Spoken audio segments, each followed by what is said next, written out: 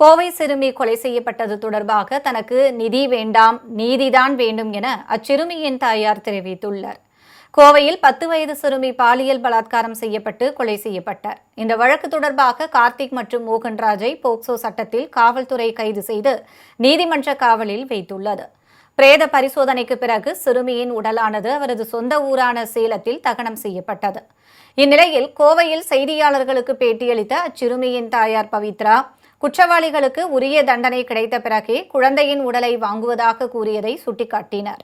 குழந்தையின் உடலை தன் கண்ணில் காட்டவில்லை என்று குற்றம் சாட்டிய அவர், ஏன் குழந்தையின் உடலை எரித்தனர் என கேள்வி எழுப்பினார். தன் கணவன் மது அருந்துபவர் என்பதால் குளிர்பானத்தில் மது கலந்திருந்தது தெரியாமல் அதனை குடித்துவிட்டதாக தெரிவித்தார். தன் மீது தேவையற்ற அவதூறை பரப்பக்கூடாது என்றும் தனக்கு ஏதாவது நேர்ந்தால் அவர்களே காரணம் என்றும் கூறினார்.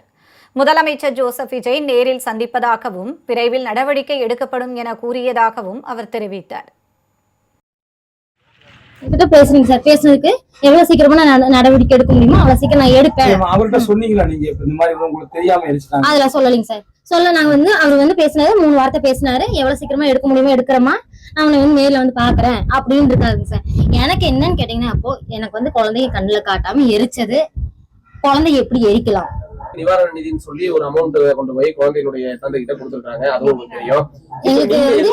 எனக்கு என்னன்னு கேட்டீங்கன்னா, எனக்கு நிதி எது வேண்டாம், நிதி எனக்கு எது வேண்டாம். எனக்கு நீதி தான் எனக்கு வேணும். நிதிங்கிறது இன்னைக்கு இல்லைங்க சார், எப்ப வேணா அதை சம்பாரிச்சுக்கலாம், அது வேற. எனக்கு புள்ள போச்சு, எனக்கு நீதி தாங்க சார் எனக்கு வேணும். எனக்கு எல்லாம் சப்போர்ட் பண்ணாங்க, அத்தனை பேர் சூலூர்ல சப்போர்ட் பண்ணாங்க. அவங்க எனக்கு இதுக்கும் சப்போர்ட் பண்ணுவாங்க, இதுக்கு கண்டிப்பா அவங்க வருவாங்க, அவ்வளவுதான்.